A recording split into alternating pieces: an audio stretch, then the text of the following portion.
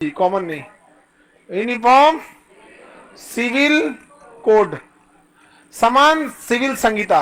समान सिविल मतलब होता है नागरिक, नागरिक, समान नागरिक संहिता, संहिता, समान सिविल संहिता, यूसीसी। अब इस पे भयानक बवाल चला हुआ है।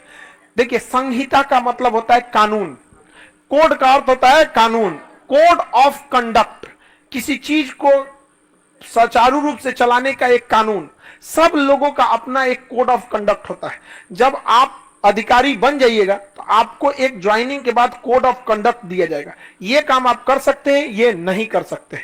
आप अधिकारी बनने के बाद सोशल मीडिया पर अपने बारे में नहीं बता सकते, लेकिन बहुत सारे अधिकारी बताते हैं। कोर्ट में जाने के बाद कहते हैं हम थोड़ी कर रहे थे, कोई बना लिया तो मैं क्या करूं, ना उसका मेरा ईमेल आईडी है, ना मेरा बैंक अकाउंट है, ना मेरे नाम पे चल रहा है, कोई मेरा चैनल चला रहा है, तो मैं क्या करूं।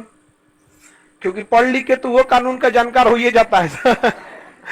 अदरवाइज में वैसे नहीं कर सकते, ना ही वो कहीं क्लास ले सकते हैं। लेकिन वो कहते हैं कि मैं क्लास कहां ले रहा था, मैं तो सेमिनार ले रहा था, अनुभव बता रहा था। तो कोड का अर्थ होता है नियम कानून का एक संग्रह। सबके लिए कोड ऑफ कंडक्ट होता है, ये आपको फॉलो करना है, ये आपको नहीं करना है फॉलो। समझ में आ रहा है कि नहीं। उसी को हम कहते हैं संहिता, समान संहिता। जैसे आचार संहिता, चुनाव का नियम कानून, आचार संहिता।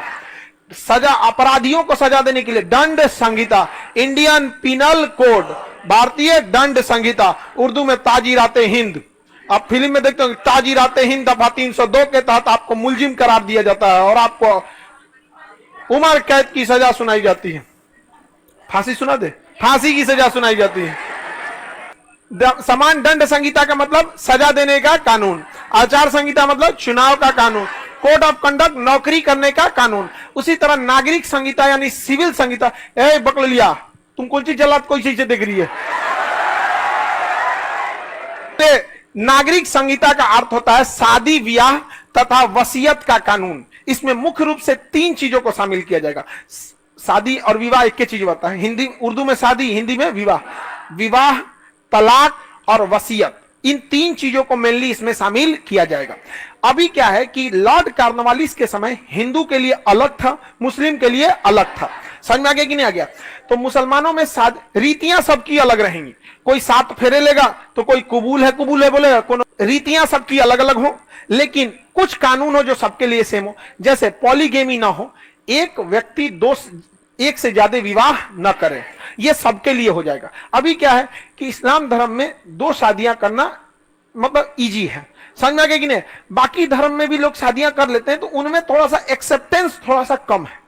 मतलब लोग उनको करने का तो कर ही लेते हैं, बट उतना एक्सेप्टेंस नहीं है। बट इस्लाम में एक्सेप्टेंस बाकी की तुलना में ज्यादा है।